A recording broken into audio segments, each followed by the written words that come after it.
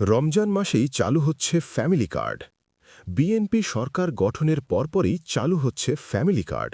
এমন খবরে নেটিজেনদের প্রশ্ন, যারা বলেছিলেন ফ্যামিলি কার্ড ভুয়া, তারা এখন কি বলবেন? রমজান মাসেই পাইলট প্রকল্প হিসেবে চালু হচ্ছে বহুল আলোচিত ফ্যামিলি কার্ড কর্মসূচি। ঈদ উল ফিতরের আগেই পরীক্ষামূলকভাবে এই কার্যক্রম শুরু করতে চায় সরকার।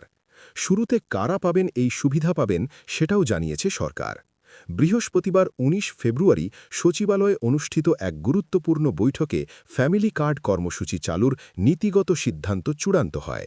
বৈঠক শেষে সাংবাদিকদের এ তথ্য জানান পরিবেশ, বন ও জলবায়ু পরিবর্তন মন্ত্রী আব্দুল আউয়াল মিন্টু। মন্ত্রী জানান, নির্বাচনী ইশতেহারে উল্লেখিত প্রতিশ্রুতি অনুযায়ী এবার তা বাস্তবায়নের পথে হাঁটছে সরকার। প্রথম পর্যায়ে দেশের ৮টি বিভাগের ৮টি উপজেলায় পরীক্ষামূলকভাবে এই কর্মসূচি চালু হবে। কারা পাবেন এই সুবিধা এমন প্রশ্নে মন্ত্রী জানান, এটি মূলত সার্বজনীন উদ্যোগ হিসাবে ভাবা হচ্ছে। প্রথমে হতদরিদ্র পরিবার, এরপর পর্যায়ক্রমে দরিদ্র ও মধ্যবিত্ত পরিবারগুলো এই সুবিধার আওতায় আসবে।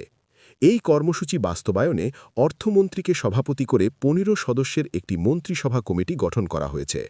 আগামী ২৪শে ফেব্রুয়ারির মধ্যে একটি প্রাথমিক প্রতিবেদন জমা দিতে কমিটিকে নির্দেশ দেওয়া হয়েছে।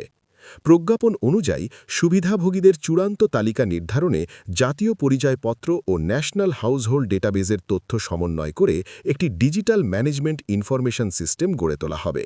এছাড়া নারীদের জন্য চলমান কোনো কর্মসূচিকে ফ্যামিলি কার্ডের ভিত্তি হিসেবে ব্যবহার করা যায় কিনা সেটিও খতিয়ে দেখা হবে।